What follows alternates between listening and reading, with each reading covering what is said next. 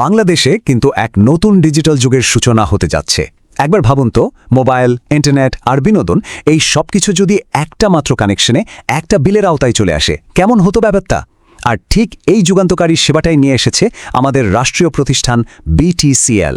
চলুন আজ আমরা বিস্তারিতভাবে জেনে নিই কিভাবে এই উদ্যোগটা আমাদের ডিজিটাল লাইফস্টাইলকে পুরোপুরি বদলে দিতে পারে। আচ্ছা, মোবাইলের জন্য আলাদা বিল, ব্রডব্যান্ডের জন্য আরেকটা, আবার পছন্দের সিনেমা বা সিরিজ দেখার জন্য অন্য একটা সাবস্ক্রিপশন ফি। এই এতগুলো বিলের হিসাব রাখতে রাখতে কি আপনিও ক্লান্ত? কি হতো যদি এই সব ঝামেলার সমাধান একটা মাত্র বিলের মধ্যেই চলে আসতো? আর ঠিক সেই সমাধানটাই এবার নিয়ে এসেছে BTCL। তাদের এই নতুন উদ্যোগে একটা সিম আর একটা কানেকশনেই পাওয়া যাবে সব ধরনের ডিজিটাল সেবা। বলা যেতে পারে ভবিষ্যতের সমন্বিত ডিজিটাল জীবনের দিকে এটাই আমাদের প্রথম ধাপ। আচ্ছা, চলুন তাহলে এই নতুন ডিজিটাল অধ্যায়ের আরেকটু গভীরে যাওয়া যাক। আমরা দেখব ঠিক কী চালু হলো আর কেনই বা এই উদ্যোগটা বাংলাদেশের জন্য একদমই প্রথম এবং এতটা গুরুত্বপূর্ণ। এই যে মুহূর্তটা দেখছেন, এটা সেই ঐতিহাসিক উদ্বোধনের।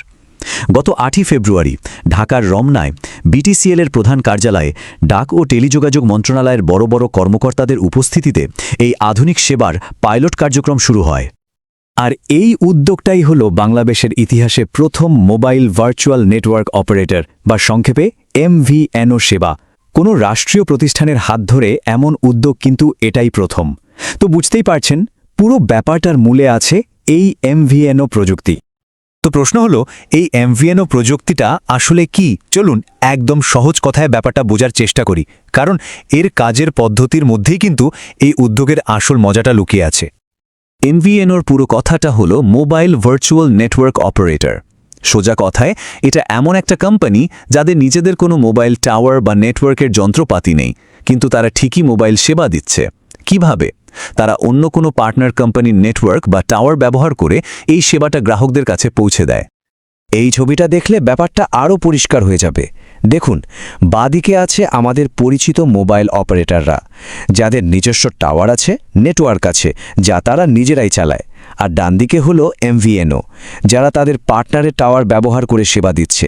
ফলে নতুন করে অবকাঠামো তৈরির কোনো প্রয়োজনই হচ্ছে না। আর আমাদের দেশের ক্ষেত্রে এই পার্টনারশিপটা হয়েছে BTCL আর টেলিটকের মধ্যে। BTCL-এর আছে দেশজুড়ে ছড়ানো বিশাল ফাইবার অপটিক নেটওয়ার্ক, আর টেলিটকের আছে মোবাইল টাওয়ার। এই দুটো সরকারি প্রতিষ্ঠানের শক্তি এক হয়ে কিন্তু তৈরি হয়েছে দারুণ শক্তিশালী একটা ডিজিটাল নেটওয়ার্ক। আচ্ছা, প্রযুক্তি তো বোঝা গেল, কিন্তু এই প্রযুক্তি ব্যবহার করে গ্রাহকরা ঠিক কী সুবিধা পাচ্ছেন? এর মূল আকর্ষণ হল ট্রিপল প্লে সেবা, মানে একটা সিমেই মিলবে সব ধরনের ডিজিটাল সার্ভিস। এই ট্রিপল প্লে অভিজ্ঞতাটা ঠিক কেমন হবে? 1 নম্বরে, এই সিম দিয়ে তো আপনি স্বাভাবিকভাবেই ভয়েস কল করতে পারবেন। 2 নম্বরে হলো ডেটা, আর এখানেই আসল মজা। আপনি যখন বাইরে থাকবেন তখন চলবে মোবাইল ডেটা, আর যেই মুহূর্তে বাসায় ঢুকবেন ফোনটা অটোমেটিক্যালি কানেক্ট হয়ে যাবে BTCL-এর হাই স্পিড ফাইবার অপটিক ব্রডব্যান্ডের সাথে। আর 3 নম্বরে বিনোদন। এই একই প্যাকেজে থাকছে জনপ্রিয় প্ল্যাটফর্ম টফি দেখার সুযোগ। তো এখন আসা যাক সবচেয়ে জরুরি প্রশ্নে, গ্রাহকরা কি কি প্যাকেজ পাচ্ছেন আর তাতে সুবিধাই বা কী থাকছে? চলুন প্যাকেজগুলো এক নজরে দেখে নেওয়া যাক। উদ্বোধনের সময় বেশ কিছু সাশ্রয়ী টপ আপ প্যাকেজ ঘোষণা করা হয়। এখানে ডেটা আর টক টাইমের দারুণ সব কম্বিনেশন রাখা হয়েছে, যাতে সবাই নিজের প্রয়োজন মতো প্যাকেজ বেছে নিতে পারে। এর সাথে আরও কি থাকছে? আনলিমিটেড ভয়েস ও ডেটার অপশন তো থাকছেই, সাথে থাকছে BTCL-এর জনপ্রিয় IP কলিং অ্যাপ আলাপের সরাসরি সংযোগ, ঘরে হাই স্পিড জিপন ব্রডব্যান্ড ইন্টারনেট, আর টফি প্ল্যাটফর্মে মুভি সিরিজ দেখার সুবিধা। আর সবচেয়ে বড় কথা হলো, আলাদা আলাদা করে এই সব সেবা নিলে যে খরচ হতো, এই সমন্বিত প্যাকেজে খরচ বাঁচবে অনেকটাই। এই উদ্যোগটা কিন্তু শুধু গ্রাহকদের সুবিধার বিষয় না, এর একটা বড় জাতীয় গুরুত্বও আছে। এটা আমাদের স্মার্ট বাংলাদেশ ভিশনের দিকে এগিয়ে যাওয়ার একটা গুরুত্বপূর্ণ ধাপ।